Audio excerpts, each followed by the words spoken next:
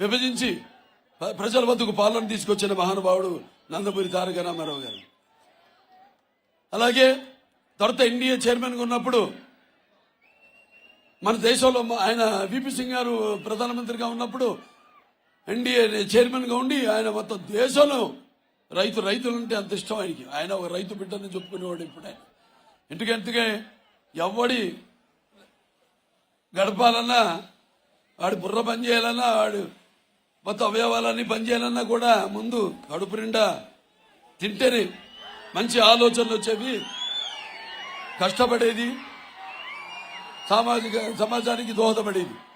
అటువంటిది ఆనాడైన మొత్తం దేశంలోనే 11,000 కోట్ల రూపాయలు రైతులకు అందరికీ ఈ యొక్క శిస్తును రద్దు చేయడం జరిగింది. ఇలాంటివి ఎన్నెన్నో చెప్పుకుంటూ పోతే బోల్డని. సరే, తర్వాత చంద్రబాబు నాయుడు గారు వచ్చారు. ఆయన మానసిక పుత్రిక అయిన ఈ తెలుగుదేశం ఆనాడు హెచ్ఎన్ఎస్ఎస్ కానివ్వండి, లేకపోతే ఈ గాలేరు నగరి కానివ్వండి, తెలుగు గంగ కానివ్వండి, ఇవన్నీ కూడా ఎన్టీ రామారావు గారు మానసిక పుత్రికలు. అభినవ భగీరథుడు, అభినవ అంబేద్కర్, అభినవ భగీరథుడు ఎన్టీ రామారావు గారు. తర్వాత ఆయన మానస పుత్రిక అయిన తెలుగుదేశం పార్టీని కూడా అంత క్రమశిక్షణతో ముందుకు నడుపుతున్నారు మన చంద్రబాబు నాయుడు గారు. ఆయన మంత్రిగా అయినప్పుడు ఇక ఎన్నో అన్ని రకాలుగా ఎంతో అభివృద్ధి చేశారు. మరి అటు ఐటీ రంగం అయితేనేమి, ఉద్యోగాలు ఇప్పించడం అయితేనేమి, ప్రతి కిలోమీటర్కి ఒక ప్రాథమిక పాఠశాల, ప్రతి 3 కిలోమీటర్లకి ఒక అప్పర్ ప్రైమరీ, ప్రతి 5 కిలోమీటర్లకి ఒక హై స్కూల్, ప్రతి మండలానికి ఒక జూనియర్ కాలేజు, ప్రతి డివిజన్కి ఒక ఇంజనీరింగ్ కాలేజు, ప్రతి జిల్లాకి ఒక మెడికల్ కాలేజ్ ఇచ్చిన విద్యాదాత చంద్రబాబు నాయుడు గారు. అలాగే మరి ఐటీ రంగంలో అప్పుడు అవిభక్త ఆంధ్రప్రదేశ్కి ఉన్నప్పుడు ఆయన బ్రాండు, ఆయన పేరు చూసి ఎన్నో బహుళ జాతీయ సంస్థలన్నీ కూడా పెట్టుబడి, మైక్రోసాఫ్ట్ అయితేనేమి, బిల్ గేట్స్ రావడం అవన్నీ, అలాగే హైదరాబాద్ నిర్మాణం చేయడం అయితేనేమి, హైటెక్స్ అయితేనేమి, ఐటీ అభివృద్ధి చేయడం అయితేనేమి, ఇలాంటివి ఎన్నో చేపట్టారు ఆయన. అలాగే రిజర్వేషన్స్ కూడా 33% మహిళలకి ఇచ్చిన మహానుభావుడు. అలాగే 50% బీసీలకి స్థానిక రాజకీయాల్లో, అలాగే 33% చదువు విద్యలో మహిళలకి రిజర్వేషను. అలాగే డ్వాక్రా దేశంలోనే మొట్టమొదటిసారిగా ఈ డ్వాక్రా సంఘాలు ఏర్పాటు చేసి ఒక పొదుపు విప్లవం తీసుకొచ్చిన మహానుభావుడు చంద్రబాబు నాయుడు గారు. మహిళా కండక్టర్లుగా నియామకం చేశారు. అలాగే గ్రామాలన్నీ కూడా సర్వోన్నతముఖ అభివృద్ధి చెందాలని ఏదైతే నాన్నగారు అప్పుడు ఈ క్రాంతి పథకం మొదలుపెట్టారు, గ్రామీణ కాంతి పథకం, దానికి కొనసాగింపుగా మరి నీరు మీరు, క్లీన్ అండ్ గ్రీను, జన్మభూమి, అలాగే వన సంరక్షణ, చెరువుల్లో పూడిక తీతలు, ఇలాంటివి ఎన్నో కార్యక్రమాలు చేపట్టారు. అలాగే ఒక దళిత మహిళలైన ప్రతిభాభారతి గారిని అసెంబ్లీకి స్పీకర్ గా చేశారు. అలాగే దళితుడైన మన బాలయోగ్ గారిని ఆయన పార్లమెంట్ స్పీకర్ గా చేశారు. అలాగే అబ్దుల్ కలాం గారిని మన దేశపు రాష్ట్రపతిగా చేసింది చంద్రబాబు నాయుడు గారు. ఇది మన చరిత్ర.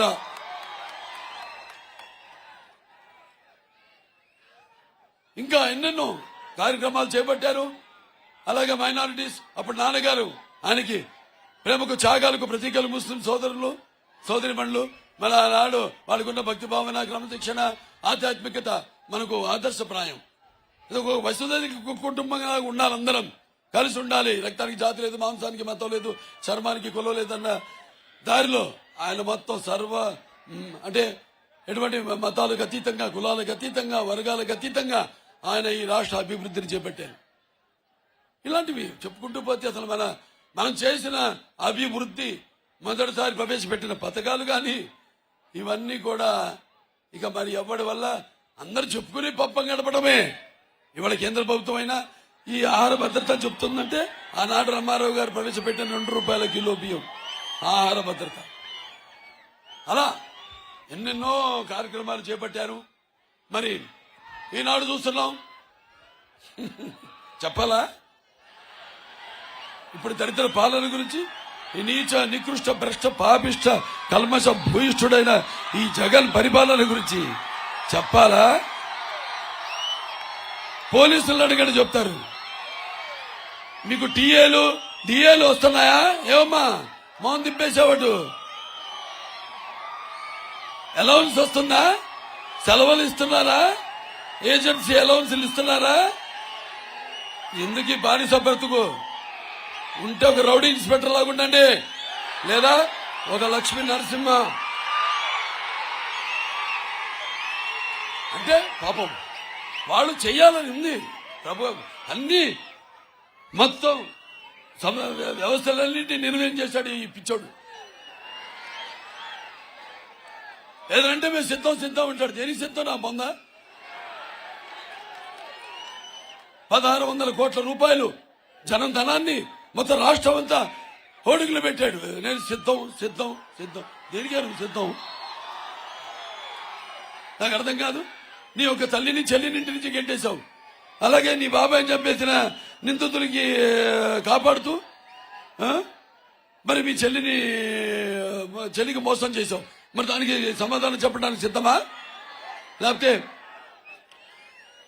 ప్రతి సంవత్సరం జాబ్ క్యాలెండర్ ఇస్తానని యువతరానికి చెప్పి మరి మోసం చేసి వాళ్ళని యువతరాన్ని ఈ యొక్క గాంజాకి డ్రగ్గులకి అలవాటు చేసిన మరి వాళ్లకు సమాధానం చెప్పడానికి సిద్ధమా? లేకపోతే ఏదైతే అధికారం వచ్చిన వారం రోజుల్లో సిపిఎస్ రద్దు చేస్తానని మన ప్రభుత్వ ఉద్యోగాలకు చెప్పాము. మరి వాళ్ళకి సమాధానం చెప్పడానికి సిద్ధమా? రాష్ట్రానికి రాజ్యం లేకుండా చేసి 3 రాజ్యాల పేరుతో అటు అమరావతి రైతుల త్యాగాల్ని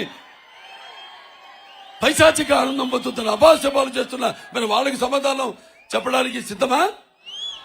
నా బీసీలు, నా ఎస్టీలు లేకపోతే నా మైనారిటీలు అంటూ మరి వాళ్ళ ఎమ్మెల్సీ అనంతకుమార్ దళితుడని డ్రైవర్ చెప్పేసి డోర్ డెలివరీ చేశాడు. వాళ్ళకి సమాధానం చెప్పడానికి సిద్ధమా? లేకపోతే కుటుంబం రైలు కింద పడి ఆత్మహత్య చేసుకున్నారు. మరి వాళ్ళు ప్రాణాలు తిరిగి ఇవ్వడానికి సిద్ధమా? కాంట్రాక్టర్లకి బిల్లులు ఇవ్వడానికి సిద్ధమా? ధరలు ఇవాళ ఆకాశానికి కట్టుకుంటున్నాయి. మనం చూస్తున్నాం. ఇవాళ పెట్రోల్ ధరలు అయితేనేమి, డీజిల్ ధరలు అయితేనేమి, విద్యుత్ ఛార్జీలేమో 7 సార్లు పెంచాడు. దాని తర్వాత ఈ యొక్క ఆర్టీసీ ఛార్జీలేమో 5 సార్లు పెంచాడు. మరి ఇంటి పన్ను, నీటి పన్ను, ఆస్తి పన్ను, చెత్త మీద పన్ను, మరి ఇవన్నీ కూడా తగ్గించడానికి నువ్వు సిద్ధమా? మాయల మోసాలకి సిద్ధమా? అక్రమాలు అన్యాయాలకి సిద్ధమా? మరి ఆనాడు ఇంకా ముందు 100 ఏళ్ల దాకా దొరకకుండా ఈ యొక్క ఇసుక తవ్వకాలు చేసి మరి ఈ యొక్క చీప్ లిక్కర్ పేరుతో జే బ్రాండ్ ఏరులా ప్రవహిస్తున్న మరి లక్షల కోట్లు అలాగే ఈ యొక్క ఏదైతే ప్రభుత్వం తయారు చేస్తున్న ఈ నకిలీ మద్యాన్ని తాగించి ఆడపడుచుల తాడిపట్లు తెంచడానికి మళ్ళీ సిద్ధమా అని అడుగండి.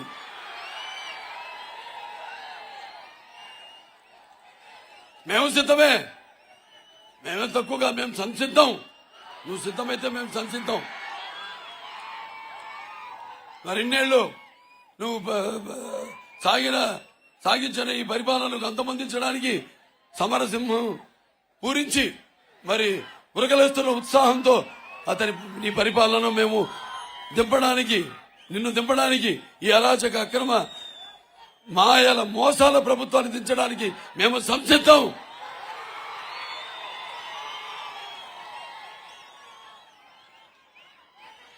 మనం చెప్పాలి. చూస్తున్నాం కళ్ళ ముందు ఏం జరుగుతుంది అభివృద్ధి. ఇవాళ మన వెంకటగిరి అంటే మన చేనేతలకు ఇక్కడ చీరలు ఏదది, అలాగే ఇక్కడ చీరలు, అక్కడ చేనేత కార్మికుల యొక్క ప్రతిభ అంటే మనకి మొత్తం ప్రపంచ నలుమూలలో కూడా ఇక్కడ చీరలు చాలా డిమాండ్ ఉంది. ఇక్కడ చీరలకి అలాగే మన రాష్ట్రానికి కీర్తి తెచ్చిన మరి నాడు ఈ యొక్క చేనేత ఇక్కడ నేతలకు అండగా నిలబడతానని చెప్పి మరి కేజీ ముడిపట్టు రేటు రెట్టింపు చేశాం. దానికి సమాధానం చెప్పడానికి సిద్ధమా? అలాగే మన అల్తూరు జలాశయం పూర్తి చేస్తామని మాట ఇచ్చారు, మరి దాన్ని పూర్తి చేయలేదు. దానికి సమాచారం చెప్పడానికి సిద్ధమా? అలాగే ఇక్కడ మూతపడిన గోశాసుపత్రి అంటే మనకి దాన్ని ఒక 100 పడకల గదిగా చేస్తామని ఇక్కడ మాట ఇచ్చారు. మరి ఆ మాట నిలబెట్టుకున్నాడు ఇక్కడ ఎమ్మెల్యేని అడుగుతున్నాను. ఇక్కడ ఉన్న ఎమ్మెల్యే చేసే అక్రమాలకి అంతు లేదు, అదుపు లేదు.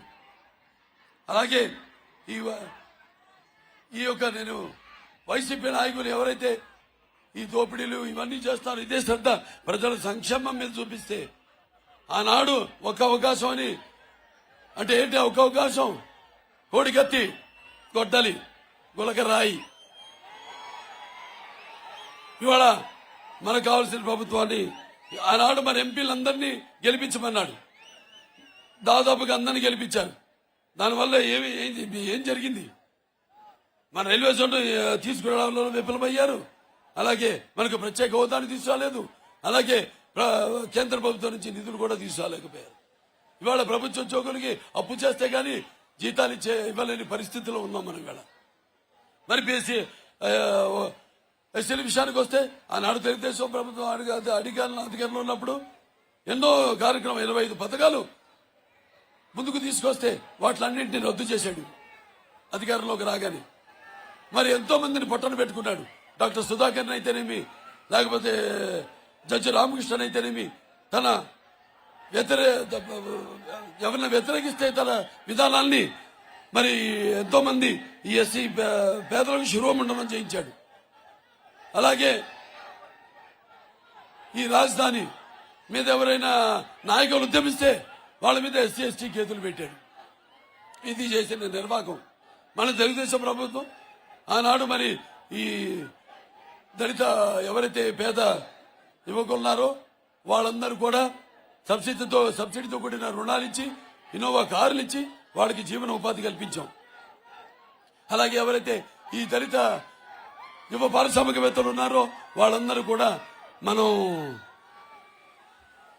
రుణాలు 1 కోటి రూపాయలు వాళ్ళకి రుణం కాదు ఆర్థిక సాయం చేయడం జరిగింది. ఇప్పుడు ఇవాళ ఉన్న ఈ యొక్క ఏదైతే అంబేద్కర్ గారి పేరుతో ఈ విదేశీ విద్య ఉందో ఆ పేరు మార్చేసి వాళ్ళ జగన్ విదేశీ విద్య అని పెట్టుకున్నాడు. రేపు తెలుగుదేశం అధికారంలోకి రాగానే మళ్ళీ అంటే నిర్వీర్యం చేశాడు. ఎవరిని ఒక్కడిని పంపాడా విదేశాలకి? ఏ వర్గంలోనైనా ఒక పేద విద్యార్థిని పంపించాడా? ఎవరికైనా ఒక రుణం ఇప్పించాడా? రేపు తెలుగుదేశం రాగానే అధికారంలోకి తప్పకుండా ఈ యొక్క అంబేద్కర్ విదేశీ విద్యను పునరావృతం చేస్తామని, అలాగే ఏదైతే ఈ కార్పొరేషన్ ఉందో దాని ఫైనాన్స్ కార్పొరేషన్ దాని ద్వారా రుణాలు ఇప్పిస్తామని, అలాగే ఈ యొక్క బెస్ట్ అవైలబుల్ స్టడీస్ అందజేస్తామని, అలాగే ప్రతి ఎస్సీ పేద కుటుంబానికి 2 ఎకరాల కొనుగోలు భూమి మీకు ఇస్తామని, అలాగే ఈ సివిల్ సర్వీసెస్ కి వెళ్లే వాళ్ళకి ఫ్రీ కోచింగ్ ఇస్తామని కూడా ఈ సందర్భంగా మీ అందరికీ తెలియజేస్తున్నాను. మరి వాళ్ళ అప్పుల భారం చూడాలి మీరు. 12 లక్షల కోట్ల రూపాయలు అతను ఇచ్చేదేమో 2.5 లక్షల కోట్ల రూపాయలు. మరి మిగతా 10 లక్షల కోట్ల రూపాయలు ఏమైనట్టు? మహిళలకేమో ఇంటికి ఎంతమంది బిడ్డలుంటే ఎంతమంది బిడ్డలకి 15,000 ఇస్తానన్నాడు. చివరికి 1 బిడ్డకి ఇస్తున్నాడు. మరి రేపు మీ భూములు కూడా మీవి కావు. ఇవాళ మనం ఉద్యోగాల కోసం వలసి కొందరు వెళ్తున్నాం. కానీ రేపు జరగబోయేది ఏంటంటే మీ భూమి ఒక కొత్త చట్టం తెచ్చి అతని ఆ పాస్బుక్ మీద అతను బొమ్మ వేసుకుని రేపు ఆ పుస్తకాలు అతని దగ్గర పెట్టుకుని దాని మీద అప్పు చేసి రేపు మీరు మీ భూమి మీద మీకు అప్పు కావాల్సి వస్తే మీరు అప్పు చేసుకోలేని పరిస్థితి రేపు రాబోయే భవిష్యత్తులో గుర్తుపెట్టుకోండి. అంటే మనల్ని కూడా ఈ రాష్ట్రం నుంచి ఇంకా ఇలాగే ఉపేక్షిస్తే మన రాష్ట్రాన్ని కూడా ఒక శ్రీలంక లాగా తయారు చేస్తాడు ఈ జగన్. అలాగే ఈ ఎస్సీలో ఏబిసిడి ఏదైతే వర్గీకరణ ఉందో ఆనాడు మరి వర్గీకరణ చేసి ఈ యొక్క శాసనసభ ఆమోదం పొంది కేంద్ర ప్రభుత్వానికి పంపించి మరి 22 పైచులకు ఉద్యోగాలను మనం తీసుకురావడం జరిగింది. మొన్న కూడా మనం శాసనసభలో ఈ ఎస్సీ వర్గీకరణ ఆమోదం పొంది కేంద్ర ప్రభుత్వాన్ని పంపడం జరిగింది. దాని తప్పకుండా రేపు తెలుగుదేశం మన కూటమి అధికారంలోకి రాగానే దానికి చట్టబద్ధమైన గుర్తింపు తీసుకొచ్చి మళ్ళీ మనకి అదనపు ఉద్యోగాలు తీసుకొస్తామని ఈ సందర్భంగా తెలియజేసుకుంటున్నాను. ముస్లింలు ఉన్నారు, అన్ని వర్గాల వాళ్ళకి ఎన్నో చేశాం. ప్రపంచంలో మొట్టమొదటిసారిగా నాన్నగారు ఉన్నప్పుడు మరి ఆయన మైనారిటీస్ ఫైనాన్స్ కార్పొరేషన్ పెట్టడం జరిగింది. అలాగే పిల్లలకి చదువులు అందించడానికి చంద్రబాబు నాయుడు గారు అప్పుడు ఈ ఉర్దూ ఇంగ్లీష్ మీడియంలో ఈ గురుకుల పాఠశాలలు అయితేనేమి, లేకపోతే ఈ యొక్క జూనియర్ కాలేజీలు అయితేనేమి, ఐఐటి అయితేనేమి, పాలిటెక్నిక్లు అయితేనేమి కాలేజీలు తీసుకురావడం జరిగింది. అలాగే తోఫా ప్రతి మన రంజాన్కి మరి ఒక 11 లక్షల మంది వైట్ కార్డ్ హోల్డర్స్ కి మనం ఈ తోఫా ఇచ్చేవాళ్ళం. అలాగే దుల్హన్ ప్రతి పేద ముస్లిం మహిళకు తన పెళ్లికి ఆర్థికంగా 38,500 మందికి మన ఆర్థిక ఎటువంటి షరతులు లేకుండా మనం ఆర్థిక సహాయం చేయడం జరిగింది. మనకి సంక్రాంతికి ఈ యొక్క సంక్రాంతి కానుక క్రిస్టియన్స్ కి అందరూ కూడా తరతమ్మ భేదం లేకుండా అందరూ కూడా ఇవన్నీ ఇవ్వడం జరిగింది. అలాగే అన్నా క్యాంటీన్ ఉంది, దాన్ని నిర్వీర్యం చేసేసాడు. ఇలా ఒక్కటి కాదు, వ్యవస్థల నుంచి అన్ని కూడా మొత్తం మనం ప్రవేశపెట్టిన పథకాలు అయితేనేమి, అభివృద్ధి కార్యక్రమం, ఒక్క రోడ్డు కూడా వాళ్ళు ఒక్క గొయ్యి కూడా వాళ్ళు మట్టితో పూడ్చిన పాపానికి పోయారా? ఒక్క లింక్ రోడ్ వేశారా? ఒక్క సీసీ రోడ్ వేశారా? ఒక్క సీసీ డ్రైన్ నిర్మించారా? అంత శూన్యం. కాబట్టి మీరు గుర్తుపెట్టుకోండి, మీకు అభివృద్ధి కావాలా, అరాచకం కావాలా రేపు, లేకపోతే సంక్షేమం కావాలా, లేకపోతే ఒక చీకటి రాజ్యం కావాలా, మీకు సమర్థవంతమైన పాలన కావాలా, లేకపోతే ఒక రాక్షసుడి పాలన కావాలా, ఒక స్వర్ణయుగం కావాలా, లేక ఒక చీకటి రాజ్యం, ఒక రాతి యుగం కావాలా? నిర్ణయించుకోవాల్సింది మీరు. మీ ముందుంది ఓటు. ప్రజాస్వామ్యంలో ఈనాడు ప్రజలకున్న ఆయుధం ఓటు. ఆ ఓటుని సద్వినియోగపరుచుకుని మరి మీ యొక్క ప్రజాస్వామ్య సంరక్షణ కోసం, సరైన ప్రతినిధులను ఎన్నుకోవడం కోసం, అలాగే సమాజ స్థాపన కోసం, సమాజంలో ఉన్న వ్యత్యాసాలను తొలగించడం కోసం, అలాగే సామాజిక న్యాయం అందించడం కోసం ప్రతి ఒక్కరూ వినియోగించవలసిన పరమ పవిత్రమైన ఆయుధం ఓటు. ఆ ఓటుని మీరు వెల కట్టి కుదువ పెట్టి మీ స్వార్థాలకో మీ స్వప్రయోజనాలకో వినియోగించుకున్నారంటే మీ యొక్క ఓటుని మీరు దుర్వినియోగపరుచుకున్నట్టు అవుతుంది. అలాగే మీ స్వాతంత్రాన్ని, మన ప్రజాస్వామ్యాన్ని మీరే హత్య చేసిన వాళ్ళు అవుతారు. గుర్తుపెట్టుకోండి. ఇవాళ మొత్తం 3 పార్టీలు కలిశాయి. తెలుగుదేశం, జనసేన, బీజేపీ. ఇవాళ మనకు అవసరం అని చెప్పా నేను. ఈ కూటమి చాలా అవసరం. ఎందుకంటే ఒకటి, ఆనాడు ఎంపీలు అన్నాను, మరి ఇవాళ మళ్ళీ మనకి ముస్లింస్కి ఏదైతే 4% రిజర్వేషన్ ఉందో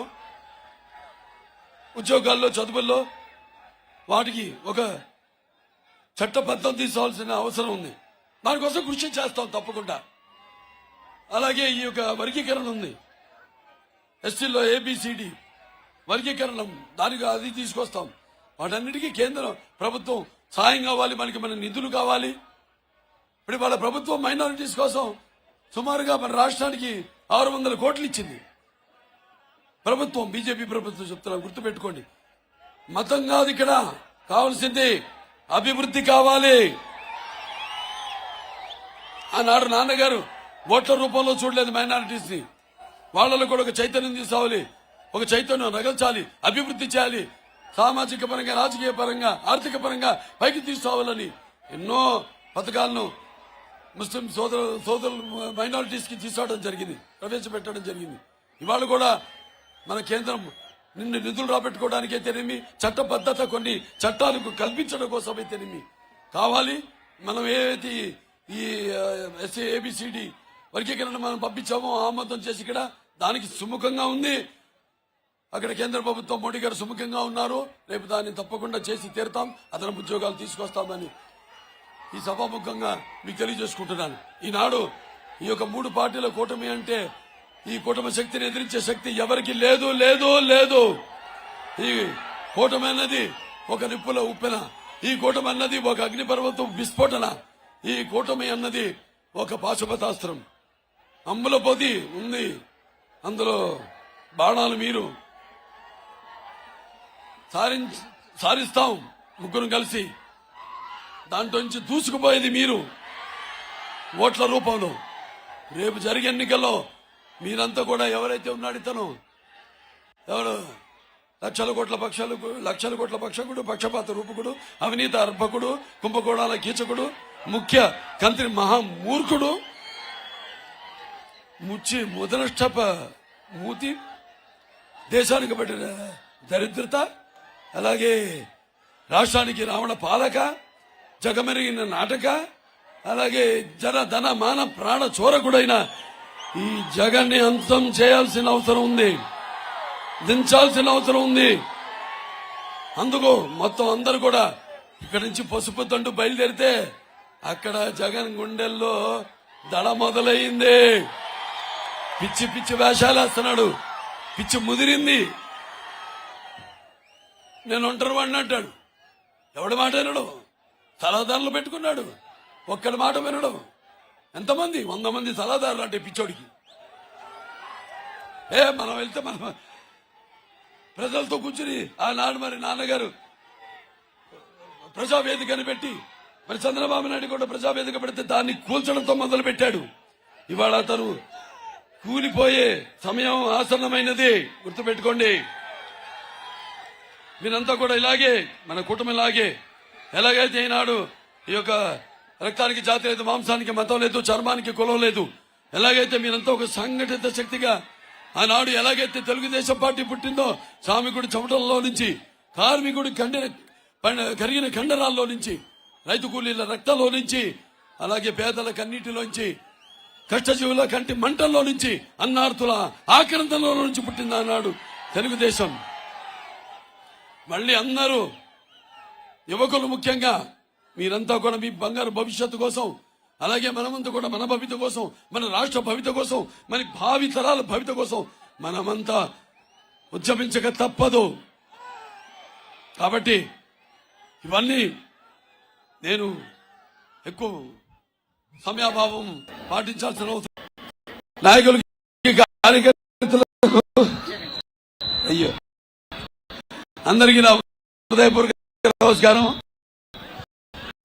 ఇవాళ చూస్తుంటే ఎంత పసుపుమయం, ఎక్కడ చూస్తున్నా కూడా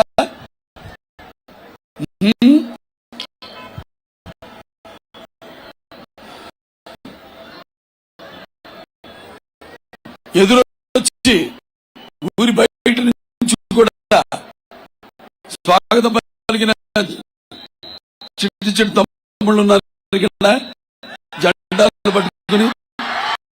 82 గుర్తొస్తుంది, నాన్నగారు పార్టీ పెట్టినప్పుడు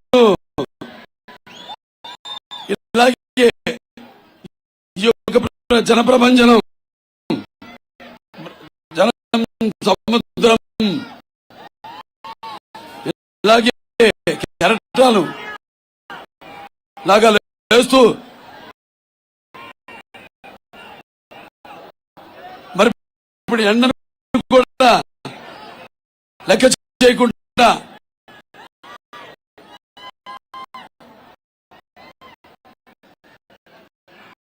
నన్ను అన్ని రకాలుగా అభిమానిస్తున్న, అలాగే మహిళలకు ముఖ్యంగా వాళ్ళందరూ హారతులు అందిస్తూ, అలాగే నీరాజనాలు అనిపిస్తూ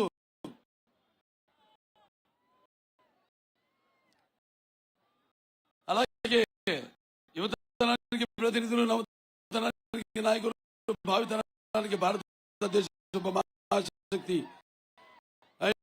యువతరానికి, నా అభిమానులకు, పవర్ స్టార్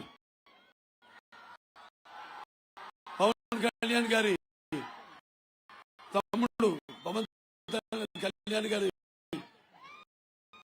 అభిమానులకు అందరికీ నా హృదయపూర్వక నమస్కారాలు తెలియజేసుకుంటున్నాను. నేల ఆకాశానికి చిల్లుపడిందా, ఇసుకేస్తే రాళ్ళంత జలం తెలుస్తుంది. మీ అందరూ కూడా ఉన్నారు సంసిద్ధంగా రేపు ఎన్నికలు ఎదుర్కోవడానికి. ముందుగా మన గత చరిత్ర కొంచెం తెలుసుకునే అవసరం ఉంది. ఎందుకంటే